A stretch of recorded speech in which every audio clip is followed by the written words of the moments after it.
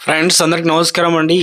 ఇప్పుడే అందిన వార్త, బీఆర్ఎస్ మాజీ మంత్రి కేటీఆర్ రాజీనామా, తీవ్ర టెన్షన్లో నాయకులు అంటూ లేటెస్ట్ అప్డేట్ అయితే రావడం జరిగిందండి. సో ఆ వివరాలు ఏంటనేది వీడియో రూపంలో తెలుసుకుందామండి.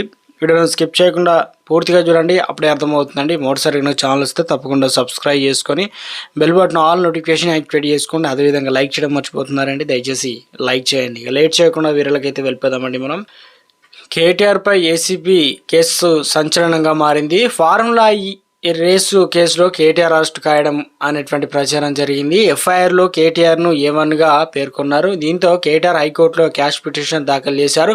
సుదీర్ఘ వాదనల తర్వాత కేటీఆర్ నెల 30వ తేదీ వరకు అరెస్ట్ చేయొద్దని హైకోర్టు ఆదేశించింది. దీంతో ఈరోజు అసెంబ్లీలో హాజరైన కేటీఆర్ ఆసక్తికర వ్యాఖ్యలు చేశారు.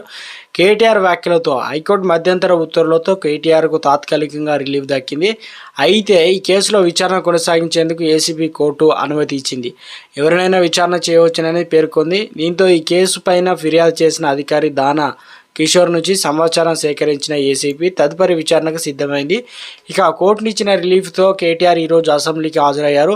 రైతు భరోసాపైన చర్చలో పాల్గొన్నారు. సంక్రాంతికి రైతు భరోసా నిధులు రైతుల ఖాతాలో జమ చేస్తామని ప్రభుత్వం ప్రకటించింది. ఇదే సమయంలో ప్రతిపక్షం నుంచి సూచనలు, సలహాలు ఇవ్వాలని కోరింది. మంత్రుల కౌంటర్. ఇదే అంశంపైన మాట్లాడిన కేటీఆర్ తమ ప్రభుత్వం హయాంలో రైతులకు చేసిన మేలు గురించి వివరించారు. రుణమాఫీ గురించి ప్రస్తావన చేశారు. రాష్ట్రంలో ఏ ఊరికైనా 100% రుణమాఫీ జరిగినట్లు నిరూపిస్తే స్పీకర్ ఫార్మాట్లో రాజీనామా వెంటనే ఇచ్చి రాజకీయ సన్యాసం తీసుకుంటానని వెల్లడించారు. చెల్లించాల్సినటువంటి రైతు రుణమాఫీ అంశంలో పలు సందర్భాల్లో చెప్పిన మొత్తం రుణం విలువ గురించి వివరించారు. కేటీఆర్ చేసిన వ్యాఖ్యలకు ప్రభుత్వం నుంచి మంత్రులు గట్టిగా కౌంటర్ ఇచ్చారు. కేసీఆర్ సీఎంగా ఉన్న సమయంలో రైతు రుణమాఫీ చేస్తామని చెప్పి మోసం చేశారని ఆరోపించారు.